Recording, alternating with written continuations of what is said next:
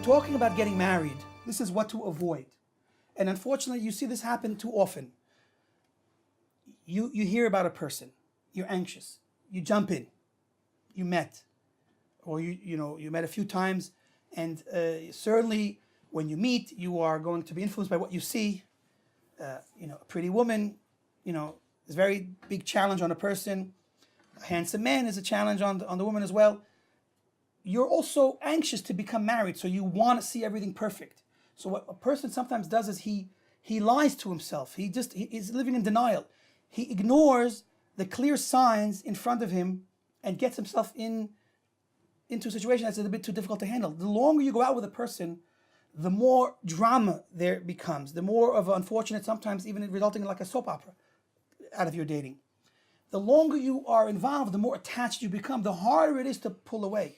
And what some people try to do is ignore the signs of trouble in the beginning, and it only makes it more difficult later. And some people just don't have the inner resolve to say no when the other person is so strongly for. And you end up, really, it's a squeeze. So how do we avoid that squeeze? It's funny. Imagine you running a company and a guy comes to interview for your management position and he hands you a blank resume. What's your qualifications? At the moment, I'm undecided on qualifications. I have none. But I promise you I'll be an amazing manager. And he's got blue eyes or she's got blue eyes and nice smile. They're like, okay, I guess you'll probably be great. And you're going to hire that person? Absolutely not.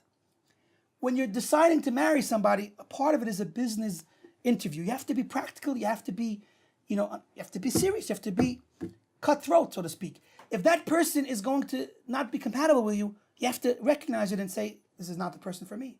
But instead, we are too much involved in meeting, having a good time, getting the chemistry going. Well, let me give you a secret. Boy, girl, chemistry. That's the mathematics. There's going to be chemistry with everyone, almost. There is the idea of having a date that ends in about 0.1 minute because she's not for you or he's not for you. But when it's a nice person and they're both nice and they're both charming and then everybody's for everybody. So you can't just say, I feel the connection, I feel the chemistry, because that's going to be there in many cases. So you have to be objective. And the time to be objective is the first few dates before you get emotionally invested. And so be real. Realize who you're looking at and be objective. And the main key to avoiding this pitfall in getting attached to the wrong person is speak with someone else about it. Speak with a rabbi, speak with an older brother, an older sister, speak with a parent, speak with someone that cares about you and that is not going to be biased and have an objective in giving you advice, but give it pure good advice because they care about you. And that is a must. A must in dating is to have someone that you can go to get a good picture of what's really going on.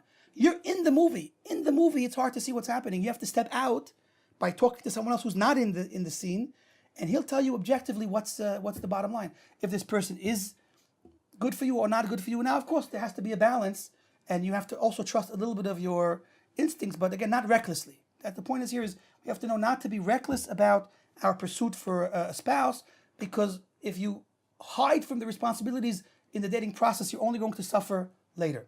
Either you'll suffer from a very straining, draining dating process, and you might still at least avoid getting married, or much worse, get married to the wrong person, and that's nobody wants that. So be practical, be smart, keep your head on your shoulders, and seek the proper advice. That's my advice to you guys.